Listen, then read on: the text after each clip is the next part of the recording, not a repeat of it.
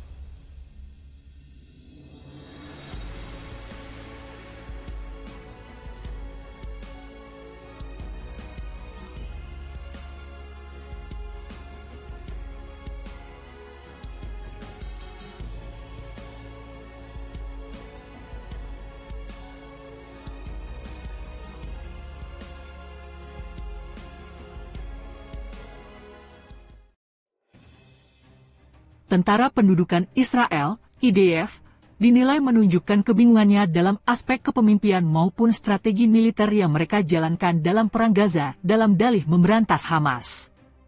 Hal itu merujuk pada aksi IDF pada Sabtu, 11 Mei 2024, pagi yang kembali mengeluarkan perintah evakuasi lanjutan terhadap warga sipil Palestina di Rafah, Gaza Selatan, dan kota Jabalia, Gaza Utara.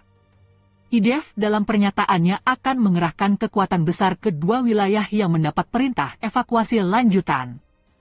Khusus untuk Jabalia, Gaza Utara, manuver IDF ini menandai kembalinya pasukan Israel ke wilayah yang bulan lalu mereka deklarasikan sudah dinetralkan dari unsur-unsur militer Hamas.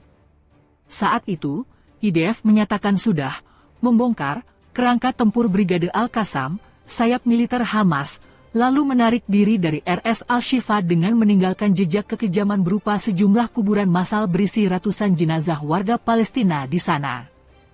Kepulan asap dari ledakan bom artileri pasukan Israel di kota Jabalia, Gaza Utara.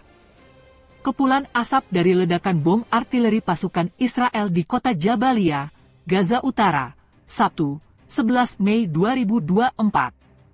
IDF berusaha menduduki kembali kota yang sempat menjadi kamp pengungsi tersebut dengan dalih Hamas sedang memulihkan kekuatannya di sana.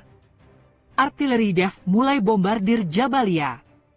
Ancaman Israel menduduki kembali kota Jalabia, lokasi kamp pengungsi sebelum mereka sendiri alihkan ke Gaza Selatan, dilakukan dengan membombardir area itu dengan bom artileri, Sabtu, 11 Mei 2024, petang. Padahal, baru Sabtu pagi, Tentara Pendudukan Israel mengeluarkan pengumuman evakuasi. Laporan terkini dari Haberni melaporkan peluru artileri Israel menghasilkan ledakan beriring kepulan asap tebal di wilayah kamp pengungsi tersebut. Bom artileri dan serangan udara lazim dilakukan pasukan IDF sebagai serangan pendahuluan sebelum pasukan infanteri masuk ke zona perang. Tentara Pendudukan Israel mengklaim, upaya mereka menduduki kembali kota Jabalia disebabkan oleh upaya Hamas untuk memulihkan kemampuannya di sana. Kehilangan kepercayaan pasukan.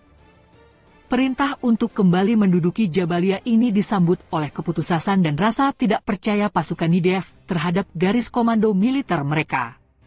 Surat kabar Israel Ma'arif mengutip pernyataan para ibu tentara Israel yang kembali berperang di jalur Gaza Utara melaporkan kalau para ibu tersebut mengatakan kalau anak-anak mereka semakin merasa frustrasi dan tidak mempercayai kepemimpinan militer Israel.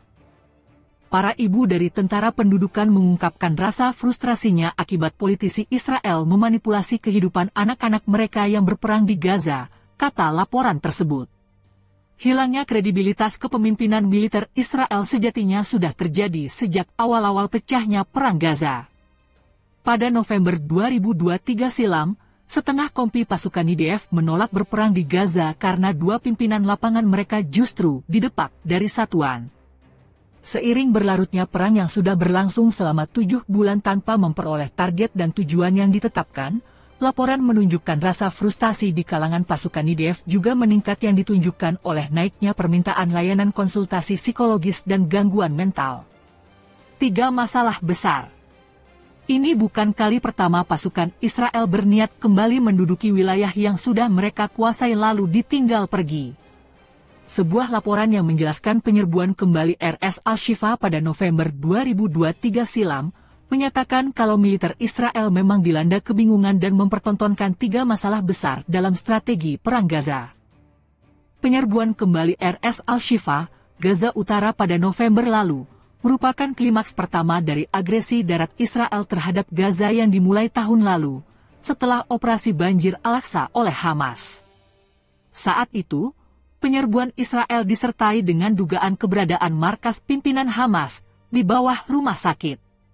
Tuduhan ini belakangan terbukti salah. Setelah 3 bulan, penyerbuan tentara IDF terhadap kompleks medis tersebut merupakan pengakuan tersirat bahwa kendali atas wilayah utara telah lepas dari tangannya, tulis Haberny mengutip laporan The Guardian. Laporan itu menunjukkan secara jelas kalau Hamas masih aktif di daerah-daerah di mana Israel mengumumkan telah menetralisirnya. Pecahnya pertempuran di lingkungan Zaitun dan Beit Hanun menjadi tanda lain kalau klaim Israel menguasai Gaza Utara masih jauh dari kenyataan. Surat kabar tersebut mengatakan bahwa ada 3 hal yang dipertontonkan IDF saat kembali menyerbu RS Al-Shifa pada November silam.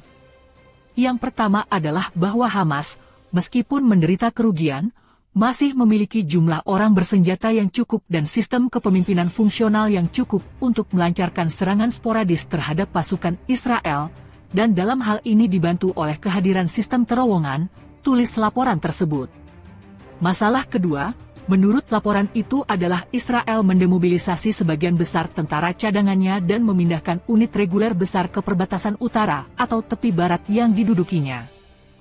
Karena fase serangannya saat ini berfokus pada penggantian konfrontasi militer darat yang jumlahnya banyak dengan pasukan kecil, yang sebagian besar di antaranya adalah pasukan kecil dan terbatas pada apa yang disebut benteng, di pinggiran pusat pemukiman atau di titik-titik strategis seperti persimpangan jalan, tulis laporan itu.